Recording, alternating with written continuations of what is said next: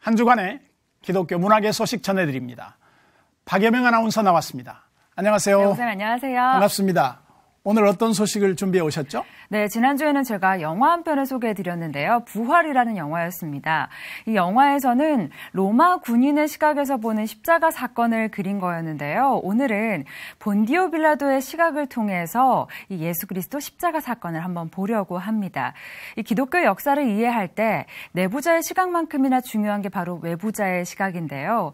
본디오 빌라도의 보고서를 통해서 보는 십자가 사건, 과연 무엇일까요? 모노드라마 빌라도 보고서를 통해서 함께 만나보시죠. 빌라도와 예수.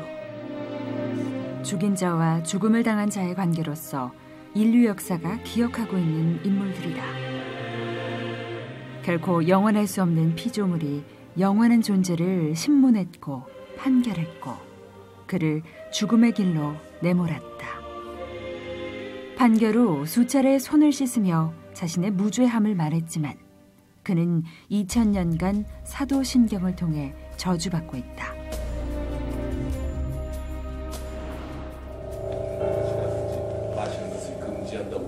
긴 책상 앞, 어두운 무대 한가운데 한 남자가 홀로 앉아 있습니다. 희미하게 흔들리는 촛불 아래 그는 나지막이 자신의 이야기를 읊조리기 시작합니다. 남자의 뒤에 걸린 커다란 거울은 무언가를 암시하듯 남자의 뒷모습을 조용히 비춥니다. 메시아 시대 로마 법정에서 만들어진 공문서인 바로 빌라도 보고서가 눈앞에 펼쳐지고 있는 무대입니다. 빌라도 보고서는 교황청에서 공개한 편지로 돼 있고요.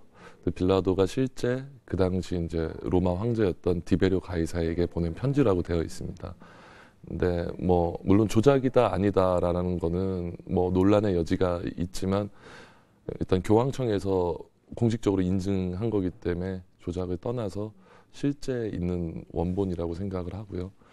저희 공연은 그 보고서를 있는 그대로 공연화한 것입니다.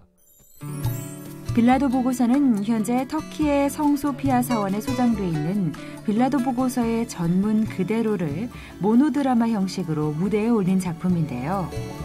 본디오 빌라도가 로마 제국의 예루살렘을 관할하는 유대 총독으로 취임한 직후부터 자신이 겪은 일들을 로마의 황제 디베리오 가이사에게 보고하며 예수의 체포와 처형에 대해 자신의 무죄를 증명하는 일종의 공문 형식으로 진행됩니다. 제 귀에 들려온 여러 가지 소문들 중에 특별히 제 주의를 집중시킨 사건이 한 가지 있었습니다. 그것은 한 젊은 청년이 갈릴리 지방에 나타나 그를 보내신 하나님의 이름으로 새로운 법을 고귀한 열정으로 가르치고 있다는 것이었습니다. 처음엔 그의 목적하는 바가 민중을 선동하여 로마 제국에 대항하고자 하는 것이 아닌가 생각해 보았습니다만 제 근심은 곧 사라졌습니다. 연극 빌라도 보고서는 지난해 명동 3.15 창고극장에서 처음 무대에 올랐을 당시 티켓 매진으로 2주간의 연장 공연을 진행하며 작품상을 인정받기도 했는데요. 소리의 위력, 더 주 스토리 등으로 관객들을 만났던 신유청 감독이 연출을 맡아 당대 사회와 한 인물이 겪은 희대의 사건 그리고 그 안에 담긴 인간의 고뇌를 생생하게 만날 수 있도록 돕고 있습니다. 성경에서 이렇게 갖고 있는 어떤 드라마틱한 부분들을 되게 공부를 많이 하고 있을 때였는데 되게 흥미롭게 이렇게 어떤 보고서를 읽어봤고 이제 어마어마한 사건이구나라는 생각 하나만 가지고 흥미롭게 갔어요. 어떻게 보면은 하나의 총독으로 제국의 총독이 하늘의 왕을 심판한다라는 것 자체가 어마어마한 일이다라는 생각이 들더라고요. 네. 빌라도 보고서는 무려 50권에 달하는 방대한 분량을 빌라도 역의 한 배우가 처음부터 끝까지 소화하며 낭독 형식으로 관객들에게 들려주는 모노드라마인데요. 그동안 맥베스, 용서받지 못한 자 등 영화와 각종 무대에서 탄탄한 연기를 선보였던 배우 박민관이 초연에 이어 이번에도 빌라도 역을 맡았습니다. 60분 동안 빌라도의 감정 변화를 섬세하게 표현해내는 것은 물론 자칫 지루하고 어려워질 법한 내용도 균형감 있는 연기와 자연스러운 호흡으로 훌륭하게 소화해내고 있습니다.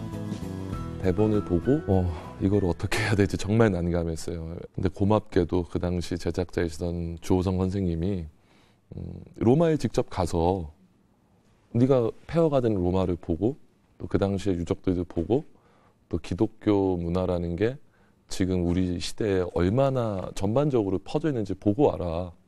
그래서 정말 실제로 이 보고서가 보관되어 있다는 터키의 성소피아 성당부터 로마 바티칸 또 빌라도 총독의 관저의 대리석을 띄어다 만든 또 어떤 성당에 가서 실제로 순례자들이 하는 것처럼 무릎을 꿇고 28계단을 매일 올라가면서 연습을 했는데 힘들었다라기보다 제가 배우로서 앞으로 어떤 것들을 해야 되고 왜 연기를 해야 되는지를 정말 충분히 생각할 수 있었던 시간인 것 같았습니다.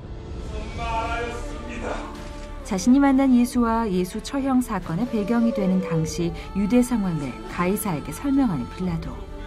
동시에 그는 점령국 로마에서 파견된 정치인으로서 인간적인 고뇌와 갈등에 시달리는데요. 우리가 매일 외우는 사도신경 속 본디오 빌라도는 성경의 한 구석에 나오는 등장인물이기 전에 구체적으로 한 삶을 살았던 역사적인 인물이었습니다. 2016년 사순절, 이 빌라도 보고서를 받은 우리는 바로 이 역사적 빌라도를 통해 무엇을 볼 수 있을까요? 두렵습니다. 빌라도가 예수를 만났던 것 같이 우리 삶에도 찾아오고야만 하는 그 결정적 선택의 순간, 우리는 어떤 가치를 기준으로 그 사건과 만남에 응대하고 있을까요? 모노드라마 빌라도 보고서는 오는 4월 3일까지 대학로 SH아트홀에서 계속됩니다.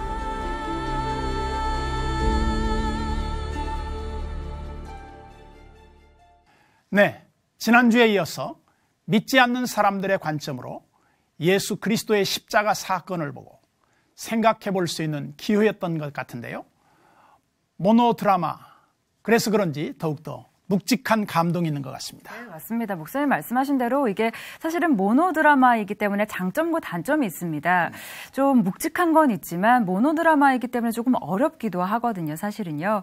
그리고 이 작품 자체가 빌라도 보고서라는 문서 자체를 그대로 연극으로 만든 것이기 때문에 사실은 어려운 감이 조금 있습니다. 네. 하지만 이 빌라도라는 인물 자체가 성경 인물을 넘어서 어떤 역사적 인물이잖아요. 네. 그런 인물의 보고서를 이렇게 본다는 거 분명히 집중할 만한 가치가 있는 그런 작품인 것 같습니다. 네. 꼭 한번 보시면 좋겠네요. 네. 이어서 문학의 소식도 정리해 드릴게요. 영과 진리로 예배하고 가는 곳이 성전이 되며 밟는 땅이 처소가 되기를 원하는 텐트메이커스의 신곡이 발표됐습니다. 사순절을 맞아 십자가 위에서 하나님의 언약을 성취하신 예수 그리스도를 노래하는 찬양, 손바닥에 새겨진 이름인데요. 우리의 이름을 손바닥에 새기고 영원토록 기억하며 결코 잊지 않겠다는 구약의 하나님의 언약을 생각하며 묵상할 수 있는 찬양이라고 하네요.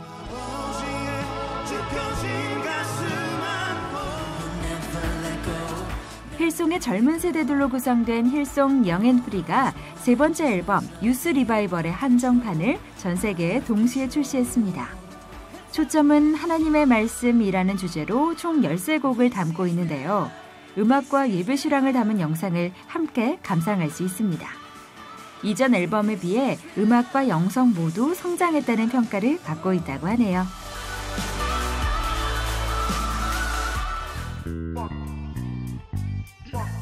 형 동생으로 이루어진 CCM 힙합 프로젝트 그룹 교회 형들의 신곡 멈춰가 발매됐습니다. 그리스도인의 우선순위에 대한 문제를 다룬 신곡으로 누가복음의 내용을 묵상하며 만들어진 곡이라고 하는데요. 신앙의 본질은 일과 행위가 아닌 하나님과의 관계에 있으며 그 시작은 분주함을 멈추고 말씀에 귀 기울이는 것임을 다시 한번 되새기길 바란다는 메시지를 담고 있습니다.